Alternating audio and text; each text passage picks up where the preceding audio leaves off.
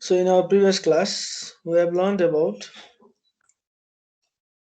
what is a software, what are the different types of software that are being used and being produced in the modern world, and what are the application domain of the software, what are the facts and myths behind developing the software. So these were the basic things that we have learned in our previous class. So today we'll study about what is a software development life cycle, why it is so important, and we'll directly jump into the different phases of uh, SDLC. Sorry, we'll discuss about the phases of SDLC, and also we'll directly jump into the different models that are being practiced or being used while developing the software, like waterfall model, BE model, agile model, prototype, and so on.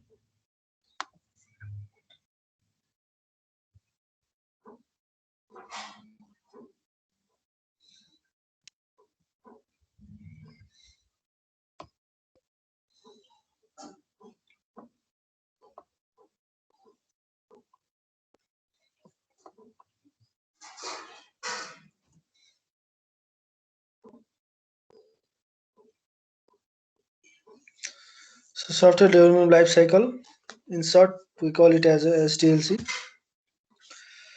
So SDLC is a systematic process or scientific process or a well-planned process for building a software that ensures the quality and the correctness of the software built. So the main thing that the software developer or the software manufacturer has to deal with is the quality of the software. तिमीले software बनायो ठिक छ, एक दिन लाएर बनायो, एक हप्ता, एक वर्ष, 2 वर्ष लाएर बनायो, जति बनाए पनि सफ्टवेयर क्वालिटी ठिक छैन भने the software will not be accepted by जसले किन उसले त किन्ला, तर जेको लागि उसले युज गर्न आँटेको त्यो चाहिँ नहुन सक्छ.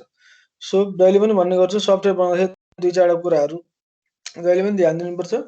सफ्टवेयर बनाउँदाखेरि विदिन अलोकेटेड बजेट जति पैसा खर्च गर्ने भनेको छ त्यसको अलिकति तलमाथि होला, तर 20,000 को सफ्टवेयर बनाउन लागेछ भने 1 लाख, 1.5 लाख, 5 लाख त्यस्तो हुनु भएन.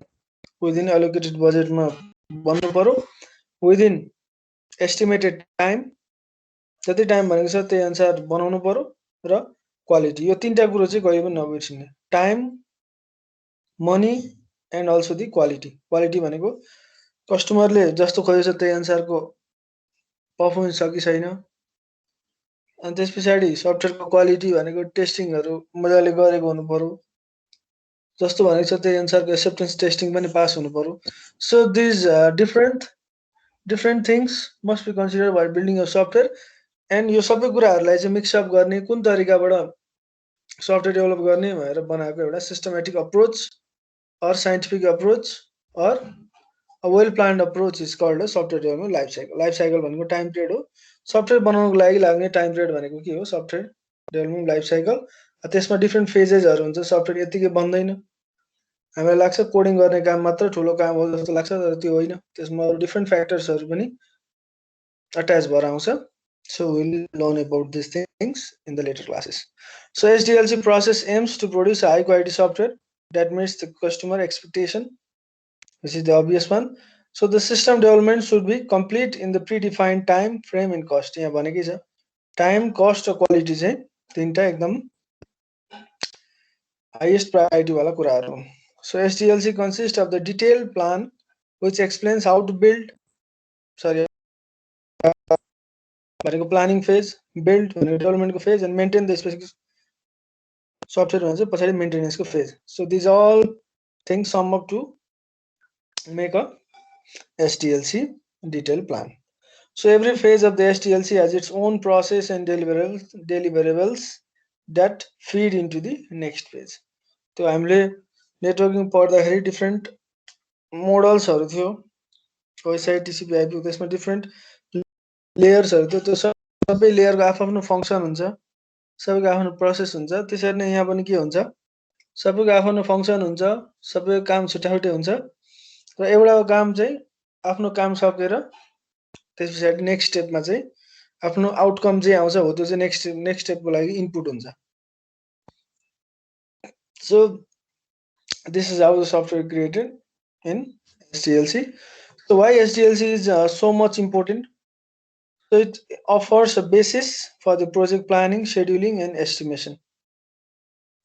एउटा फ्रेमवर्क तयार गरिदिन्छ यसले कसरी जाने सर्ट फर्ममा जानु छ भने कसरी सफ्टवेयर बनाउने के आइडियै छैन भने चाहिँ it provides a roadmap or the basis or the framework for developing the software by using the SDLC. So हामीलाई यो हामी जुन कस्टमर हुन्छ कस्टमरलाई यो कुरा थाहा होला नहोला तर जो डेभलपर हो अथवा जो सिस्टम एनालिस्ट हो अथवा बिजनेस एनालिस्ट हो उसलाई चाहिँ यो सबै कुराहरू चाहिँ बेसिस बनाउँछ कसले SDLC ले so it provides a framework for a standard set of activities and deliverables भनिहालेँ मैले अघि पनि फ्रेमवर्क कुरो गरिसकेको थिएँ यसले चाहिँ के कुराहरू गर्नुपर्छ सपोज अजाइल मोडलबाट बनाउने कस्टमरको केही पनि रिक्वायरमेन्ट क्लियर छैन तर उसलाई चाहिँ सफ्टवेयर जसरी पनि चाहियो अरे भने उसलाई प्रोटोटाइप मात्र बनाएर दिने हो कि अथवा इन्क्रिमेन्टल मोडलमा जाने हो कि जस्तो अहिले कुनै बेसिकवाला बनाउने एउटा कुनै पसलको लागि अथवा कुनै मार्टको लागि उसले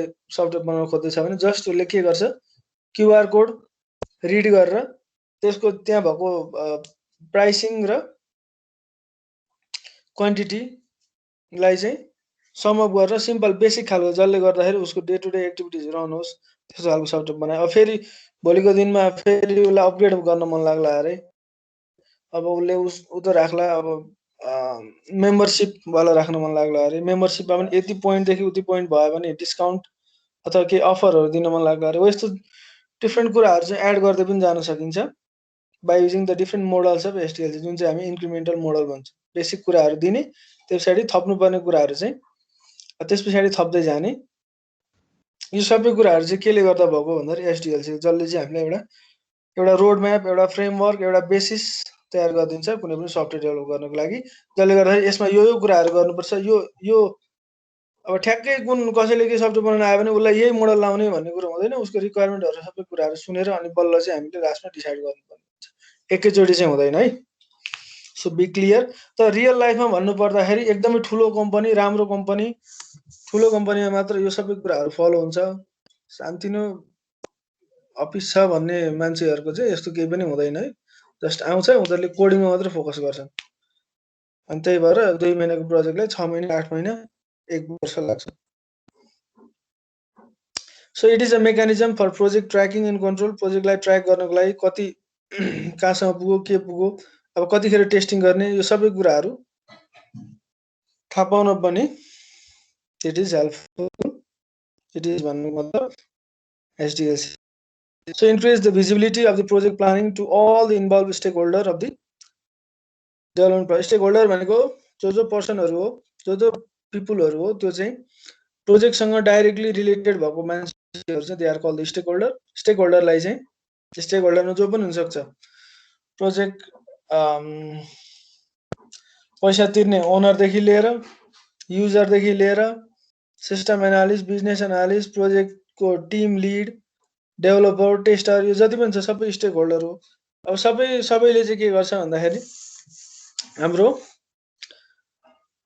यो डेभलपमेन्ट प्रोसेस कहाँसम्म गइरहेछ अब यस पछाडि के गर्ने नेक्स्ट स्टेप आइदर हामीले अब फेरि नेक्स्ट मिटिङ बोलाएर गर्नुपर्छ कि के गरेर गर्नुपर्छ त्यो सबै कुराहरू चाहिँ त्यसको चाहिँ क्ल्यारिटी हुन्छ यसरी बनाएको छ यो मोडलमा गरौँ SDLC युज गरौँ भने चाहिँ फेरि यतिको हजारतालमा बनाएको छ भने त्यो म भन्न सक्दिनँ तर SDLC युज गरेछ भने हामी कहाँ पुग्यौँ अबको एस्टिमेटेड हाम्रो गोल कति छ कति दिनमा सकिन्छ कति हप्तामा सकिन्छ भनेर यस्तो सबै कुराहरू चाहिँ it will be clear for all the stakeholders so increase and enhance the development speed obviously त्यो भइहाल्छ सिस्टमेटिक अप्रोचमा गइसके पछाडि इम्प्रुभड क्लाइन्ट रिलेसन कस्टमरसँग रिलेसन जहिले पनि राम्रो बनाउनु पर्छ किनभने सफ्टवेयर कम्पनीको त कहिले पनि तिमीहरूले होर्डिङ बोर्ड पनि देख्दैनौ टिभीमा एड पनि देख्दैनौ कहीँ केही विज्ञापन पनि देख्दैनौ कसरी त्यो पनि सफ्टवेयर कम्पनी चलिरहेछ भन्दाखेरि पर्सनल रिलेसनशिपको आधारमा PR भन्छ जसलाई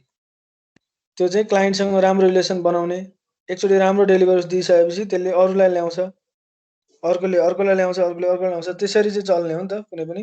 त्यो जुन अफिसहरू हुन्छ नि, जुन पसल भयो भने माथि होर्डिङ बोर्ड लाउनु पर्यो, यस्तो कम्पनीहरूको हुँदैन। सो क्लाइन्टसँग रिलेसन राम्रो बनाउने, क्लाइन्टसँग रिलेसन राम्रो बनाइसकेपछि 1ले 2, 2ले 4, 4ले 8 गर्दा गर्दै भ्याइ नभ्याइ हुन्छ कामको। तर जुन फर्स्टको कस्टमरहरू हो त्यसलाई चाहिँ राम्रो एकदम आउटपुट दिएर, एकदम बढी टाइम दिएर चाहिँ उनीहरूलाई डेलिभरेबल्स भनेको चाहिँ त्यसको आउटपुट भनेको है, ऊ के बनाउन सफ्टवेयर बनाउन आएको छ भने सफ्टवेयरको आउटपुट, ऊ काउन्सिलिङ गर्न आएको अथवा केही सरसल्लाह लिन आएको छ भने उसलाई काउन्सिलिङ गरेर पठाउनु, त्यसमा राम्रो कुरो भनिदिने। भइसकेर चाहिँ यो राम्रो रहेछ, यसले राम्रो बनाउँछ, टाइम ठिक्क पैसा लिएर राम्रो सफ्टवेयर बनाउँछ भनेर यसरी त्यो कुराहरू भइसके पछाडि चाहिँ क्लाइन्टसँग रिलेसन राम्रो भइसकेपछि फर्दर उसले अरू मान्छे पनि बोलाउँछ। अब तिमीहरूले महँगो लियौ, त्यो पनि राम्रो भएन भने त्यो एक कान दुई कान गर्दै त्यो कम्पनीको नामै खराब हुन्छ। So it helps to improve the client relation. So it helps you to decrease the project risks and project planning overhead.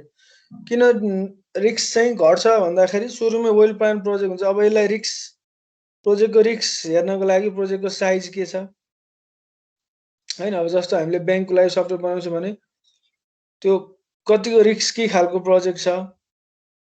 एउटा मात्र केही ट्रान्जेक्सन बिग्रियो, 100को ठाउँमा बग आएर 1000 बनाइदियो भने त त्यो त ब्याङ्क त बर्बाद हुन्छ। त्यसरी चाहिँ कतिको रिस्क छ प्रोजेक्ट। अब कुनै ठुलो नेपालभरिको अब यो NEA Nepal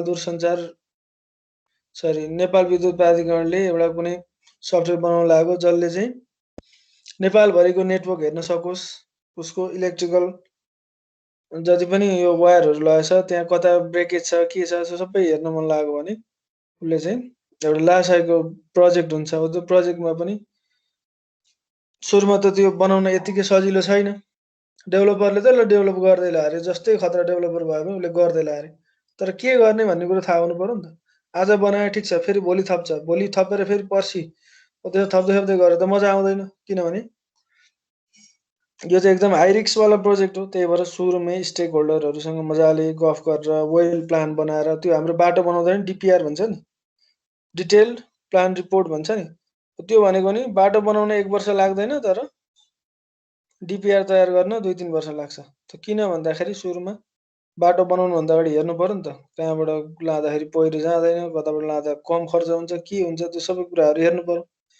so SDLC helps you to decrease the project risks and project management plan overhead. So these are the different things. यो चाहिँ अलिकति इलाबोरेटिभ रूपमा भयो, तर अस्ति तिमीहरूले भने अनुसार पनि भाइ SDLC भन्दा अस्ति पनि मिलेको छ। यो चाहिँ अलिकति टेक्निकल वर्डहरू चाहिँ बढी छ यसमा। सो यो की मेम्बर्स चाहिँ को हुन्छ कुनै पनि सफ्टवेयर डेभलप गर्दाखेरि भन्दाखेरि, की मेम्बर भनेको चाहिँ project manager, business analyst or system analyst and the programmer or solution developer भनेको जुन चाहिँ सफ्टवेयर बनाउँछ त्यो डेभलपर, सफ्टवेयरलाई ओभरअल स्टार्ट भएदेखि एन्ड भएसम्म सफ्टवेयर बनाउन होइन, सफ्टवेयरको काम आएदेखि प्लानिङ गर्ने सबै कुराहरू चाहिँ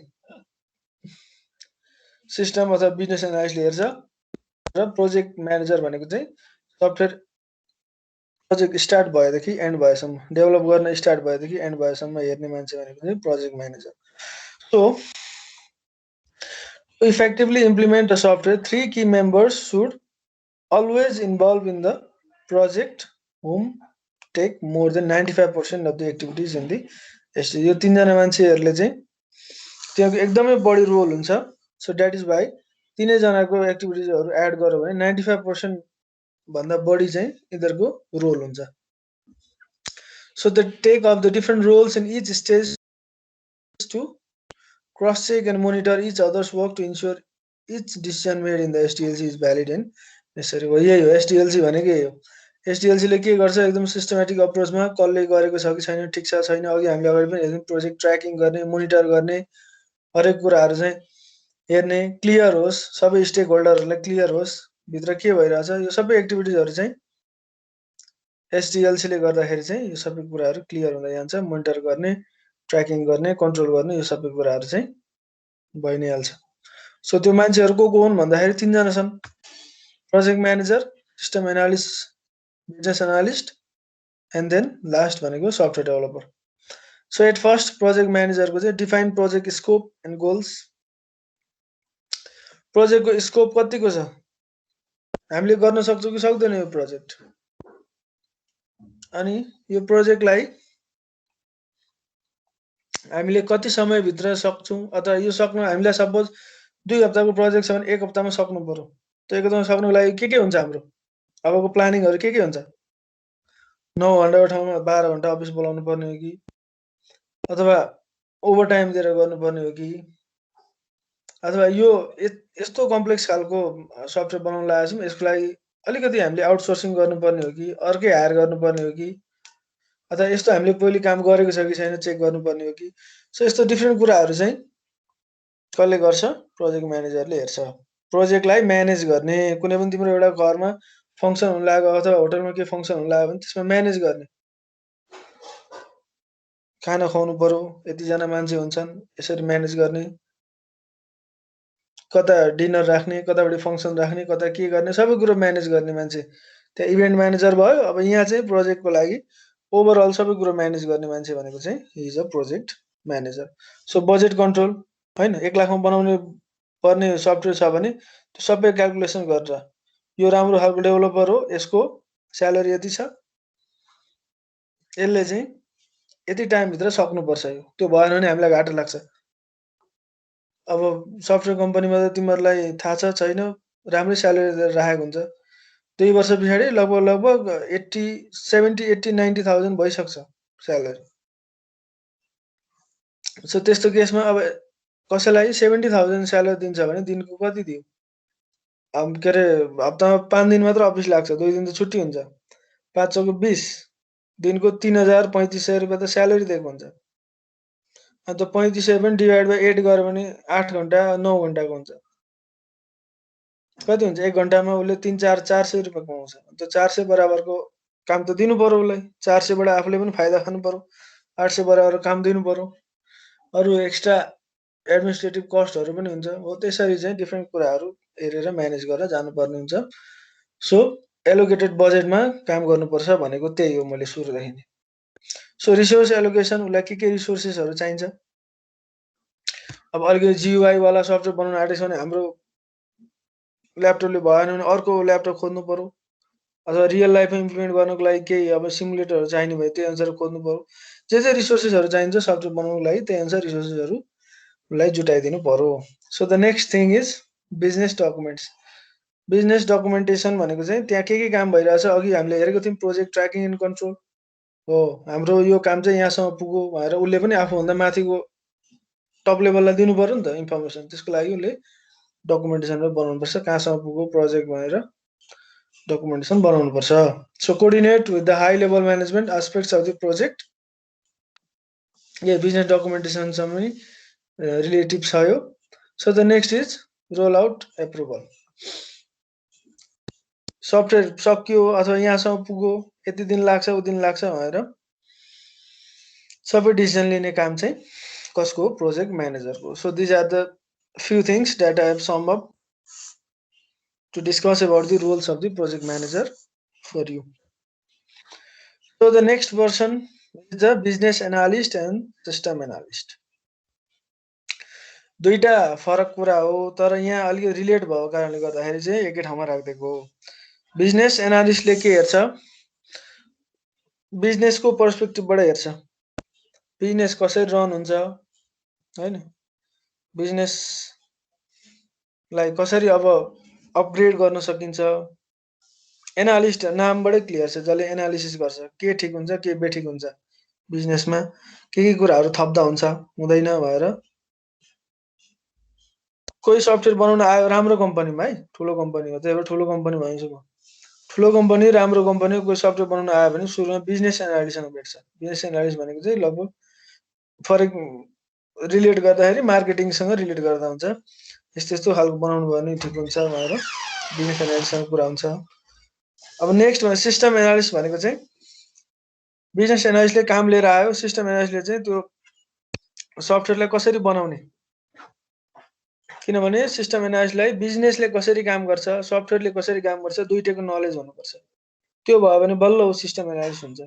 त्यही भएर सिस्टम एनालिस्ट बन्नको लागि धेरै नै एक्सपिरियन्स हुनुपर्छ, सबै नलेज हुनुपर्छ। बिजनेसले अथवा कुनै पनि कम्पनी कसरी रन भइरहेछ, सफ्टवेयर डेभलप गर्दाखेरि 1 हप्ता लाग्छ कि 1 महिना लाग्छ कि 2 वर्ष, यो हामीले सक्छौँ कि सक्दैनौँ, डिफ्रेन्ट कुराहरू हेर्नुपर्ने हुन्छ। हो, so that is why system analysis is not an easy task.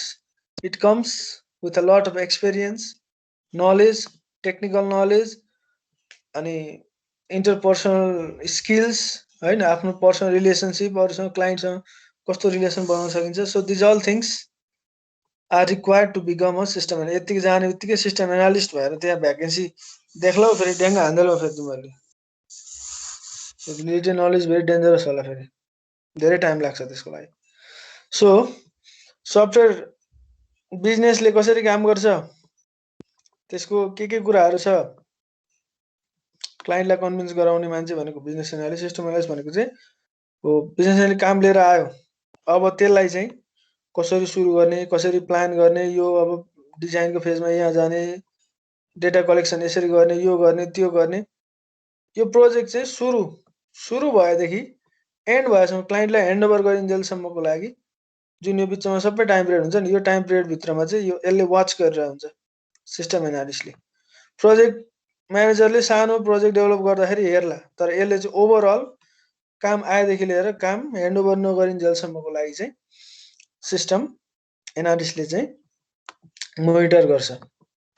So त्यही भएर कसैले काम लिएर आयो भने यसमा यति हप्ता लाग्छ, यो यतिको कम्प्लेक्स छ, यसमा यो मोडल युज गर्ने भनेर सबै डिसिजन लिने काम भनेको चाहिँ is a system analyst. So interact with the end user during the implementation. Business and system documentation part अघि हामीले यहाँ पनि हेरेका थियौँ। प्रोजेक्ट म्यानेजर सबै डकुमेन्टेसन काम गर्नुपर्छ। भोलिपर्सि तिमीहरूले सुख पाउँदैनौ। सफ्टवेयर बनाइसकेपछि क्लाइन्टलाई के गर्नुपर्छ, डकुमेन्ट एउटा म्यानुअल दिनु परेन, यो यहाँ क्लिक गर्दा यहाँ पुग्छ, यहाँ क्लिक गर्दा तिमीलाई पो थाहा छ तिमीले बनाएको। त्यही भएर डेभलपरको काम चाहिँ बनाउने मात्र होइन, अलिअलि डकुमेन्टेसन काम पनि गर्नुपर्छ।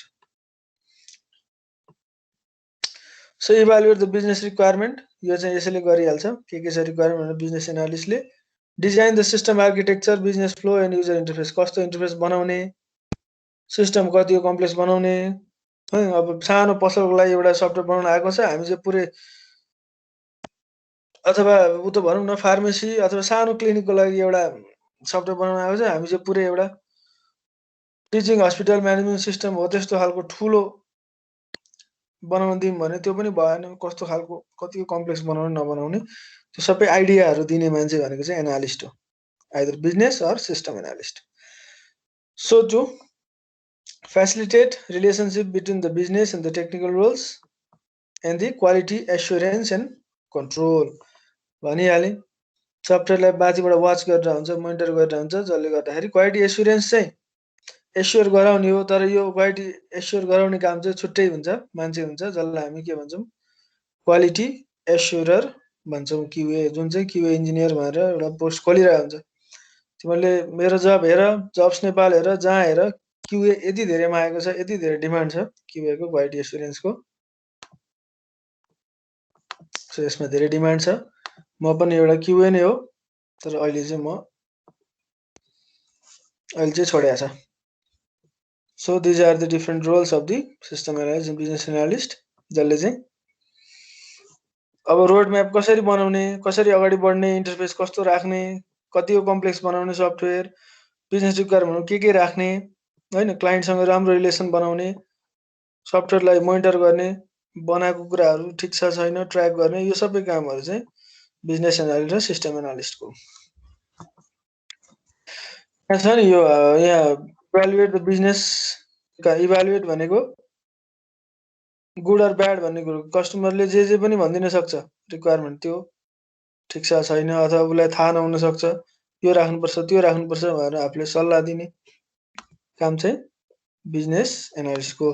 अब यो रिक्वायरमेन्ट क्लियर भइसकेपछि भने हाम्रो दिमागमा स्टोर गर्ने होइन सबै कुराहरू, यसलाई फेरि अर्कै एउटा डकुमेन्टेसन बनाउनुपर्छ, जसलाई हामी के भन्छौँ, सिस्टम रिक्वायरमेन्ट स्पेसिफिकेसन अथवा सफ्टवेयर रिक्वायरमेन्ट स्पेसिफिकेसन डकुमेन्ट भन्छ, एसआरएस डकुमेन्ट। त दिमागमा राख्ने होइन, यसलाई चाहिँ यहाँनिर एउटा रिपोर्ट बनाएर यो रिपोर्टमा लगेर राख्ने। यसो हेर्दा सफ्टवेयर बनाउन सजिलो छ, तर सोचे जस्तो सजिलो चाहिँ अलिक छैन। So the next person who is responsible for the development of the software is programmer or solution developer. कस्टमरले प्रब्लम लिएर आउँछ, त्यसलाई सोलुसनमा कन्भर्ट गर्ने काम कसको? Solution डेभलपरको। So interpret the business requirement and translate them into a deployable solution. जुन कस्टमरको business requirement आएको थियो त्यसलाई चाहिँ इन द एन्ड कस्टमरलाई के चाहिने हो? सफ्टवेयर चाहिने हो। उसलाई मतलब छैन उसको प्लानिङ कसरी जान्छ, रिक्वायरमेन्ट कलेक्सन कसरी भइरहेको के छ, उसलाई केही मतलब छैन कस्टमरलाई। उसलाई के मतलब छ भन्दाखेरि उसले खोजेको भनेको के हो? के अरे सफ्टवेयर हो। सफ्टवेयरले चाहिँ उसको प्रब्लमलाई सल्युसन दिनु पर्यो, त्यति हो उसको उसले खोजेको। सो कस्टमरको रिक्वायरमेन्टलाई चाहिँ डिप्लोएबल सोल्युसनमा कन्भर्ट गर्ने काम भनेको हाम्रो सफ्टवेयर डेभलपरको। टेक्निकल स्टडी भनेको अब सबै कुरा त आउँदैन कुनै सफ्टवेयर डेभलपरलाई। त्यसको लागि उसले पनि अलिअलि स्टडी गर्नुपर्ने हुन्छ, अथवा नयाँ खालको कुराहरू थपेको छ कि छैन कि, अथवा आफ्नो स्किल पनि अपग्रेड गर्नु पर्यो। सधैँभरि सी प्लस प्लसमा कोडिङ आएर त भएन, नयाँ नयाँ कुराहरू आइरहेछ, रुबी आएको छ, पाइथनहरू आएको छ, कोडिङ गर्न सजिलो छ, धेरै कुराहरू पाउँछ इन्टरनेटमा। पहिले जस्तो गाह्रो त छैन अहिले, सिक्नलाई होस् अथवा काम गर्नलाई होस् धेरै नै सजिलो छ। सो टेक्निकल स्टडीहरू पनि गर्नु पर्यो। Resolve the product defect. यो रिजल्भ दि प्रोडक्ट डिफेक्ट चाहिँ आफूले पनि युनिट टेस्टिङ गरेर आफूले पनि गर्न सकिन्छ, तर क्युएले गरिदिइहाल्छ यो काम। So prepare the functional specification. अघि मैले भनेको थिएँ क्लाइन्टलाई कहाँ क्लिक गर्दा कहाँ जान्छ भन्ने कुरो चाहिँ खासमा त प्रोजेक्ट म्यानेजरले गर्नुपर्ने हो, तर यो काम पनि डेभलपरले नै लाउँछन् खाली छ भने। So perform testing in accordance with the agreed strategy. अघि मैले भनिहालेँ युनिट टेस्टिङ गर्ने हो यो डेभलपरले, ओभरअल एक्सेप्टेन्स टेस्टिङ गर्ने होइन। युनिट टेस्टिङ भनेको सानो आफूले गरेर आफूले चेक गर्ने। एकचोटि क्रस चेक त गर्नु पर्यो नि त, फेरि क्युएले त के अरे गल्ती पत्ता लगाइदिइहाल्छ, त्योबाट फेरि अप्ठ्यारो हुन्छ, लाज हुन्छ। त्यही भएर त्योभन्दा अगाडि नै उसले आफूले टेस्टिङ गर्नुपर्छ। That is called a unit testing. These are the different phases of software development life cycle. बुकै पछि फरक छ, इन्टरनेटमा रिसोर्सेस पछि फरक छ, तर ओभरअलमा भन्नुपर्दा 5, 6, 7, 8, 9, 10 जतिवटा पनि यसलाई ब्रेकअप गरेर चाहिँ सानो टुक्रा टुक्रा पारेर चाहिँ हामीले यसलाई डिफ्रेन्ट फेजेसहरू बनाउन मिल्छ। सो एट फर्स्ट चाहिँ प्लानिङ पनि के कुराको प्लानिङ भन्दाखेरि अब कसरी अगाडि बढ्ने होइन। अहिलेको जुन सिस्टम हामीले युज गरिरहेछौँ यसमा के छ खराबी, अथवा अहिले हामीले म्यानुअल वर्कमा गइरहेछौँ भने अब हामीले त्यसको सोल्युसन कसरी निकाल्ने।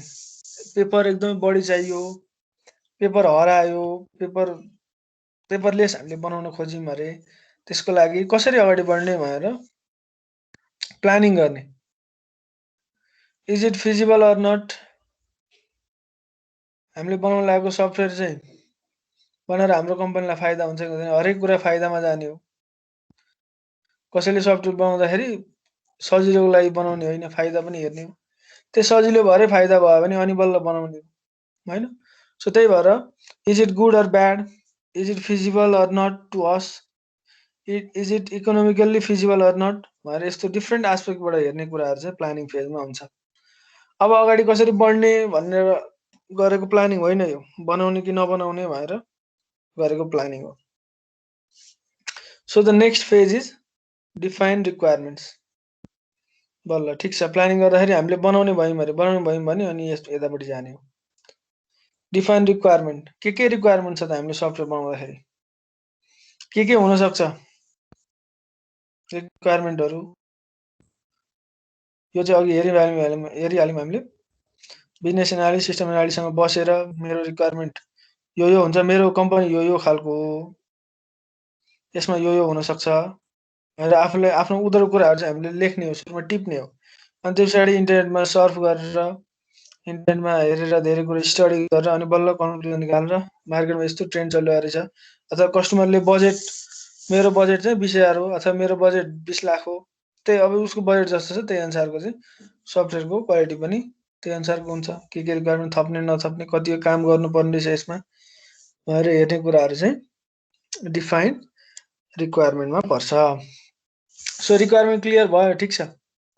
रिक्वायरमेन्ट क्लियर भइसके पछाडि कहिलेकाहीँ रिक्वायरमेन्ट क्लियर भएन भने चाहिँ हामीले एकचोटि त्यहीँको कम्पनीको स्टेक होल्डर अथवा कम्पनीको त्यो सफ्टवेयर कसले चलाउँछ, पहिले सफ्टवेयर कसले चलाइरहेको थियो पुरानो सफ्टवेयर अथवा पहिले पेपर वर्कमा के काम भइरहेको थियो, त्यो सबै डिटेलहरू चाहिँ आइदर उसले त्यहाँ गएर क्वेसनएयर गरेर सर्वे गरेर धेरै मेथडहरूबाट चाहिँ उसले कुराहरू लिन सक्छ। सो यो डिफाइन रिक्वायरमेन्ट फेज पछाडि हामी कहाँ जान्छौँ, डिजाइन एन्ड प्रोटोटाइपिङ। नर्मली चाहिँ डिजाइन फेज भन्छ। डिजाइन फेजमा चाहिँ हाम्रो इन्टरफेस कस्तो बनाउने, सफ्टवेयर कस्तो बनाउने,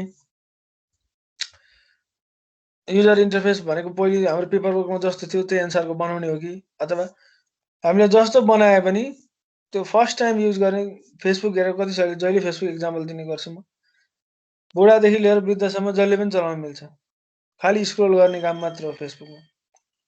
सबै कुरो त्यही एउटै डिजाइनमा सकिएको छ, कति राम्रो डिजाइन बनाएको छ फेसबुकको, युट्युबको, तानेको ताने गर्दा जति पनि आइरहेको छ, 100औँ 1000औँ न्युज फिडहरू आइरहेको छ। त्यस्तो जसले पनि अब यो नर्मल पब्लिकले चलाउने सफ्टवेयर हो भने सब पब्लिककोबाट हेरेर युजर इन्टरफेस डिजाइन गर्नु पर्यो। होइन ठिकै छ, अफिसभित्र हो, अलिकति राम्रै डिजाइन बनाऊ, हामी उनीहरूलाई ट्रेनिङहरू दिन्छौँ, त्यसरी पनि जान सक्यो। अब सबै कस्टमरहरूलाई ट्रेनिङ दिन त सकिँदैन, उही त्यो माथि सफ्टवेयरको माथि हेल्प भन्ने अप्सनमा धेरै कुराहरू लेखेको हुन्छ, तर त्यो कसैले हेर्दैन र हेर्न भ्याउँदैन र हेर्न आवश्यक पनि ठान्दैन। जान्नेले यतिकै हेरेर जानिहाल्छ, नजान्नेले त्यो हेल्प भन्ने कुरो छ छैन पनि थाहा हुँदैन। सो अब रिक्वायरमेन्ट क्लियर भइसके पछाडि चाहिँ डिजाइन बनाउने, अनि अझै रिक्वायरमेन्ट क्लियर भएको छैन भने प्रोटोटाइपहरू बनाउने, यो बनाउँदै प्रोटोटाइप बनाउँदै एउटा सानो स्याम्पल बनाउने, देखाउने, होइन यो चाहिँ मोडल अनुसार फरक पर्छ। अझै रिक्वायरमेन्ट क्लियर भएन भने यो गर्ने, अझै फेरि मोडल बनाउने, अझै क्लियर गर्ने, अनि त्यो पछाडि यतिको चाहिँ हाम्रो लागि ठिक हुन्छ भनिसकेपछि अनि बल्ल डिजाइन पछाडि बल्ल डेभलपमेन्टमा जाने। कुनै घर बनाउँदैछौ भने पहिला नक्सा आफैले बनाउने अनि घर बनाउन जाने, होइन यो पिलर चाहिँ यता सार्नुपर्छ भनेर सार्ने। त्यो चाहिँ अब फिजिकल कुराहरू भयो। फिजिकल कुरामा जति गाह्रो हुन्छ यहाँ पनि त्यति नै गाह्रो हुन्छ। सानोमा त पढाएको थियौँ हामीले, software is flexible, hardware is fixed भनेर। त्यो फ्लेक्सिबल भए पनि सोचे जस्तो फ्लेक्सिबल चाहिँ छैन सफ्टवेयर। धेरै कुरा तिमीहरूले पनि त गरिसकेको छ फर्स्ट सेमेस्टरमा, त्यत्रो सेकेन्ड सेमेस्टरमा गर्दै होला अहिले। सजिलो त छैन होला पक्कै पनि कोडिङ गर्नको लागि है। सो यहाँ डिजाइन फेजबाट कम्प्लिट भइसके पछाडि हामी चाहिँ कहाँ जान्छौँ, डेभलपमेन्ट फेजमा जान्छौँ। डेभलपमेन्ट फेजमा तिमीहरूलाई थाहा नै छ, तिमीहरू कोडिङ गरिरहेछौ। अघि हामीले role of the software developer पनि हेरिसक्यौँ। अब सफ्टवेयर बनाइसकेपछि टेस्टिङ गर्नु पर्यो। टेस्टिङ गर्ने भनेको चाहिँ सफ्टवेयरले जस्तो फङ्सन गर्नुपर्ने त्यस्तो फङ्सन गरिरहेछ कि छैन, फङ्सनालिटी वाइज, अनि कस्टमरले जे रिक्वायरमेन्ट मागेको थियो त्यो अनुसारको आउटपुट आउँछ कि आउँदैन, अथवा उसले भने जस्तो छ कि छैन, र एउटा के अरे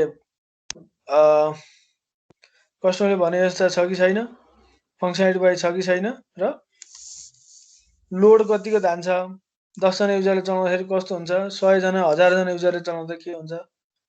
अब त्यो लाखौँ करोडौँले एकैचोटि चलायो भने सबैको लागि हेर्न सकिँदैन, होइन। फर इक्जाम्पल जहिले पनि गएर भन्ने गर्छु, त्यो भुइँचालो आउँदाखेरि फोन कसैको लागिरहेको छैन, किन भन्दाखेरि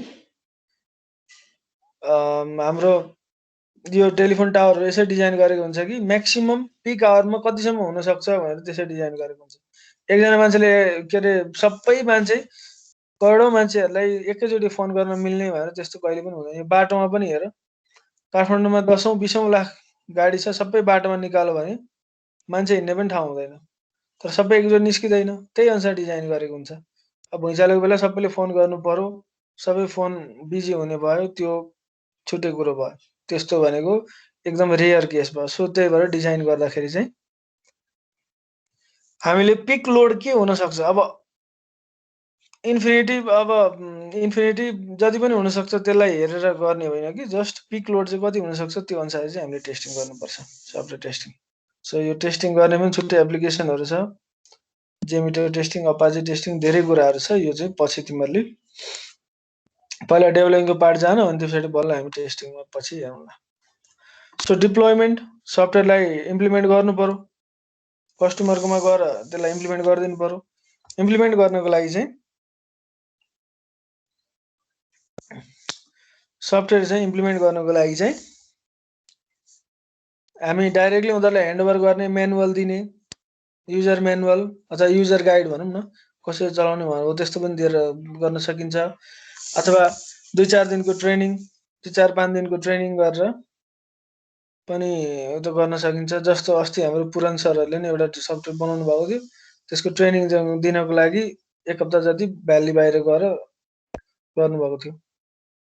हो त्यसरी ट्रेनिङ दिएर हुन्छ कि कसरी हुन्छ, सफ्टवेयर डिप्लोय गरिदिने, उनीहरूलाई सिकाइदिने, केही प्रब्लम आयो भने हामीलाई सम्पर्क गर्नु। अथवा त्यस्तै ठुलो खालको ब्याङ्कहरू जस्तोमा सफ्टवेयर बनायो भने 1-2 जना मान्छे त्यही ब्याकअपमा छोडिदिने, केही प्रब्लम आयो भने।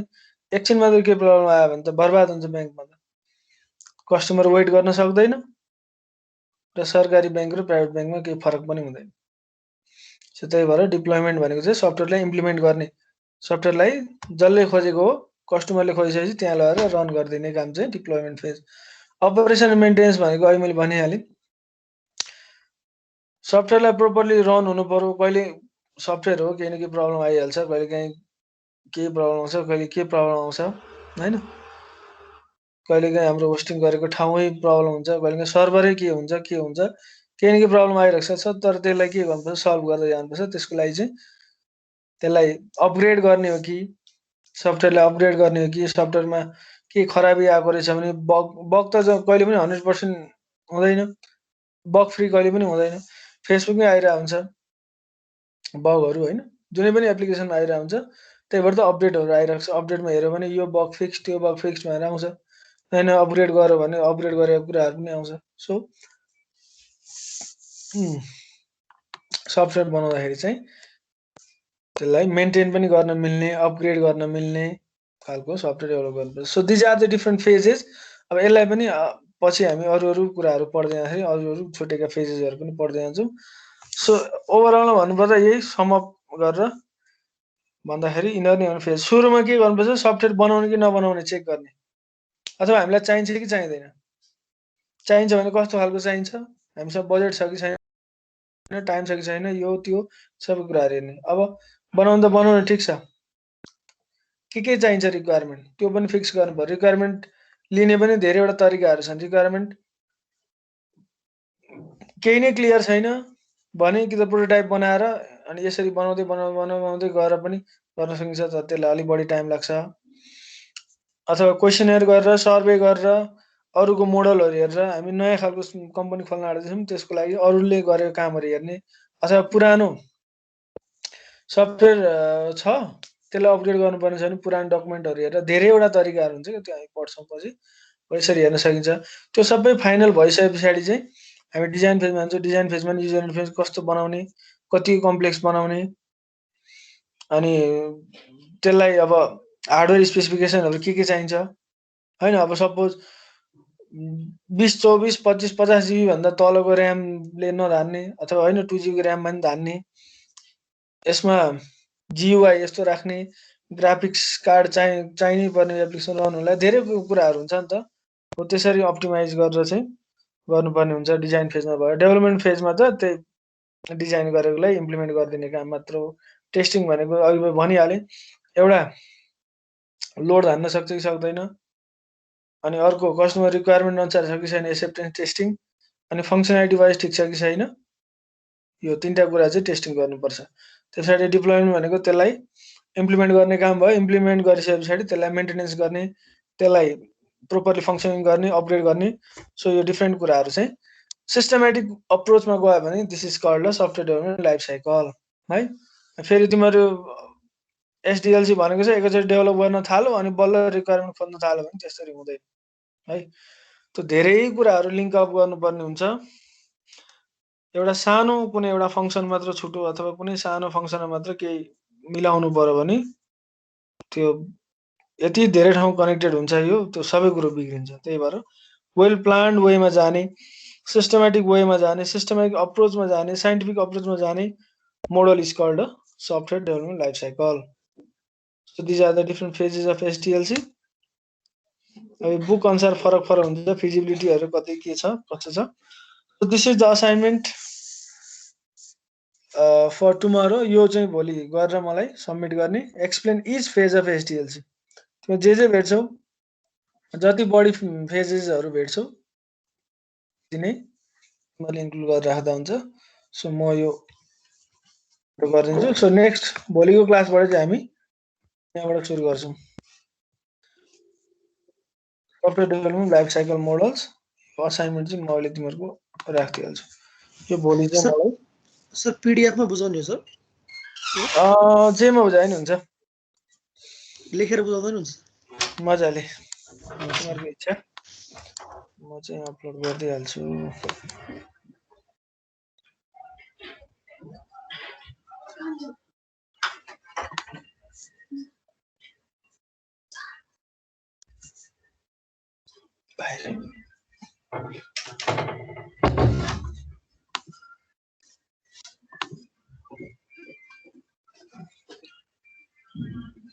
हाम्रो कुन सेम हो? Second sem G H I.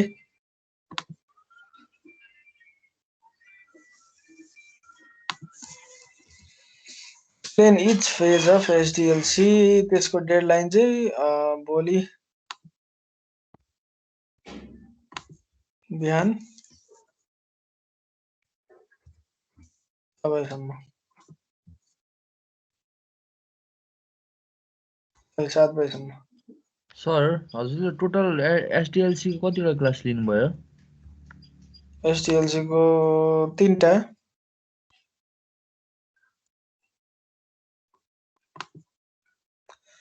त्यति बेला त्यो अलिकति रेकर्ड गर्नुभएको थिएन सर? हजुर रेकर्डिङ के भएको थिएन र? रेकर्डिङ थिएन र खोइ। त्यो पनि अब कति हप्ता भइसक्यो, कति हप्ता पछाडि त डिलिट हुन्छ नि त आफै। ए यो रेकर्डिङ चाहिँ यहाँभित्र हुन्छ, यहाँभित्र हुन्छ, तर एक्सपायर भइसक्यो कि। रेकर्डिङ त गरे जस्तो लाग्छ मलाई,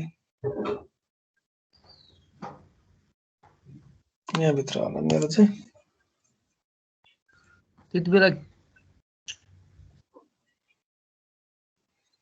के पढाउनु भएको थियो सर? लोडिङ भएको थियो।